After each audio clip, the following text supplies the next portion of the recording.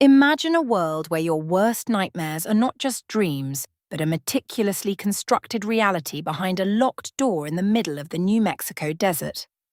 How long could you survive when hope is systematically stripped away by a man who calls himself a god?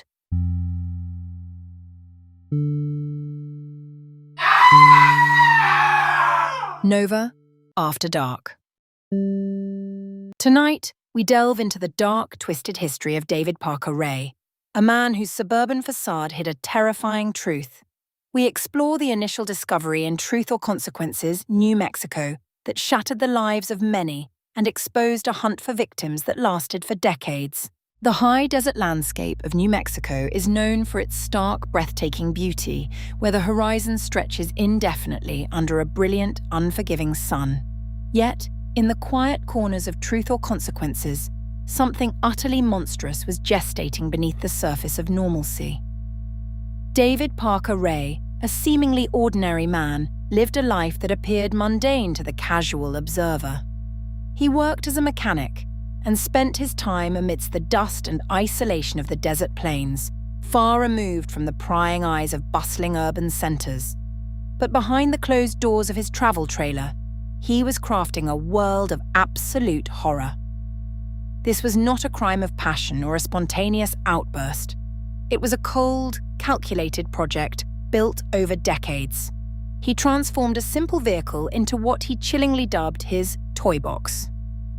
The very term implies a perverse sense of ownership and objectification that defies human comprehension.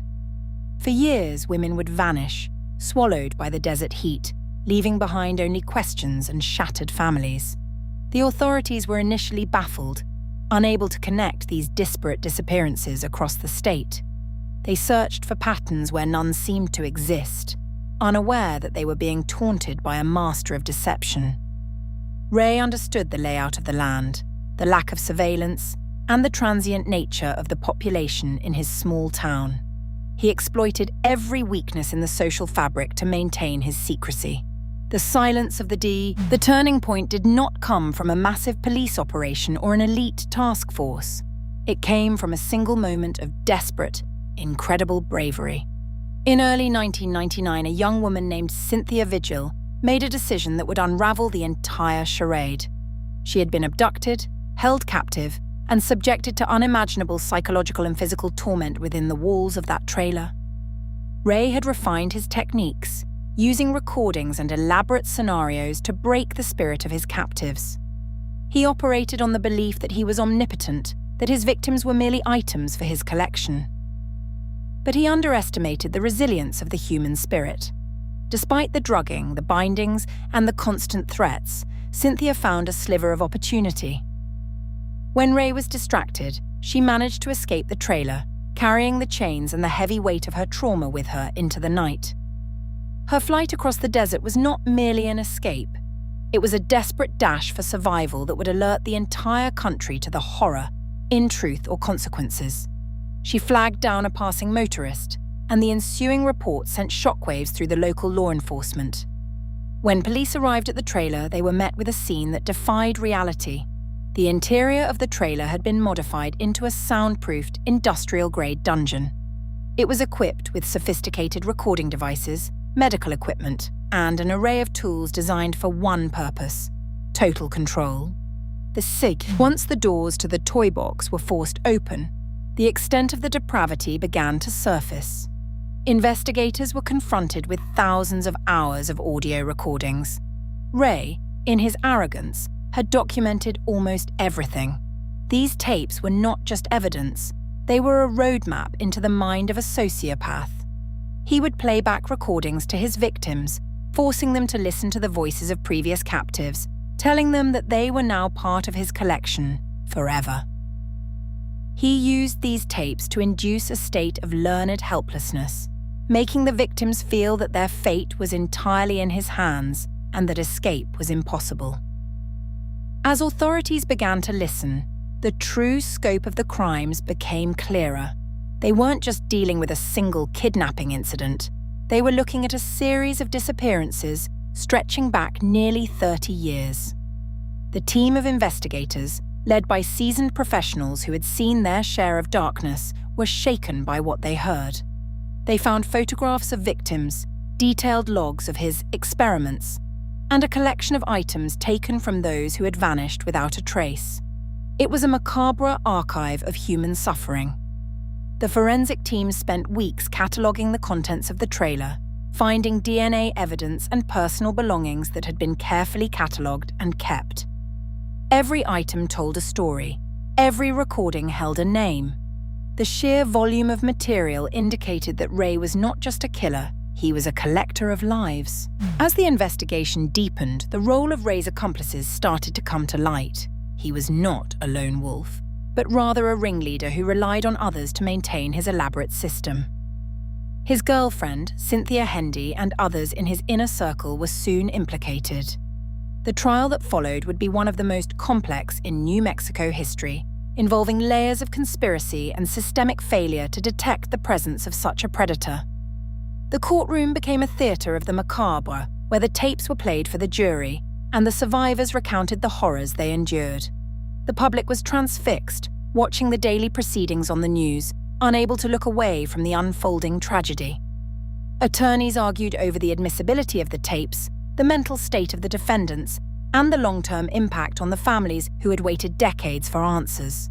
It was a trial that forced a reckoning, not just with David Parker Ray, but with the limitations of the justice system in tracking serial offenders. The survivors who took the stand were the true heroes of the trial. Their testimony provided the foundation for the prosecution's case, dismantling the defense's arguments with cold, hard facts. They brought a human element to the sterile legal proceedings, reminding everyone that this was not about abstract crimes, but about stolen futures and broken families. The judge presided over the chaos with stern resolve, ensuring that despite the graphic nature of the testimony, the legal outcome was decisive, yet it could never truly balance the scales of justice for the lives that had been irrevocably altered. David Parker Ray was sentenced to over 200 years in prison, ensuring he would never again walk free in a world he had so brutally victimized. His accomplices also faced significant time, their involvement in the conspiracy exposing the chilling ease with which one can be drawn into a predator's orbit. Yet the conviction was only the beginning of a long aftermath of healing and searching. Many families were still left without closure, as the search for other remains in the vast New Mexico landscape continued long after the final gavel fell. The case left an indelible scar on the town of Truth or Consequences, and on the consciousness of the entire nation. It forced a conversation about the nature of evil, the necessity of vigilance, and the importance of listening to the voices of those who have been silenced. The investigation eventually turned toward the question of how many victims might still be missing, hidden in the unforgiving terrain. Law enforcement continued to coordinate searches based on Ray's notes and the information gathered from his internal records, but the landscape was vast and the clues were often ambiguous. Every time a new piece of evidence was unearthed, it opened old wounds, reminding the families of the agony of not knowing. The legal battle also sparked a debate about victim rights, the handling of sensitive. As we reflect on the case of David Parker Ray, we are forced to confront the darkest aspects of humanity. The toy box trailer was more than a scene of a crime. It was a physical manifestation of a broken mind that had been allowed to operate in the shadows for too long. His ability to blend in, to maintain a life of normalcy while orchestrating such horror, is a chilling reminder of the complexity of the human predator. We have explored the discovery, the bravery of the survivors, and the grueling trial that sought justice. Yet the story doesn't end with a sentencing hearing. It lives on in the lives of those who survived, in the families who still wait for news, and in the questions that remain unanswered. Was there more to the network than what was uncovered? Were there other accomplices who escaped justice? These are the ghosts that haunt the case, the lingering doubts that keep the memory of the toy box killer alive. The investigation into his actions revealed a system that was often reactive rather than proactive, struggling to keep pace with an offender who exploited every jurisdictional gap. In the years since, the case has become a touchstone for law enforcement training, a case study in the importance of interagency cooperation and the value of every single tip, no matter how small. As you consider the details presented today, think about the fragility of safety and the importance of being aware of the environment around us. We are never truly safe, but our Colle, the case of David Parker Ray, remains one of the most haunting investigations in American history, serving as a chilling reminder of the evil that can hide in plain sight. Do you believe the sheer scale of the operation suggests he could have acted entirely alone for so many years? Share your theories in the comments section below. And if you found this deep dive unsettling, hit that subscribe button for the conclusion of our series. Thanks for joining us on this journey into the darkness with Nova After Dark.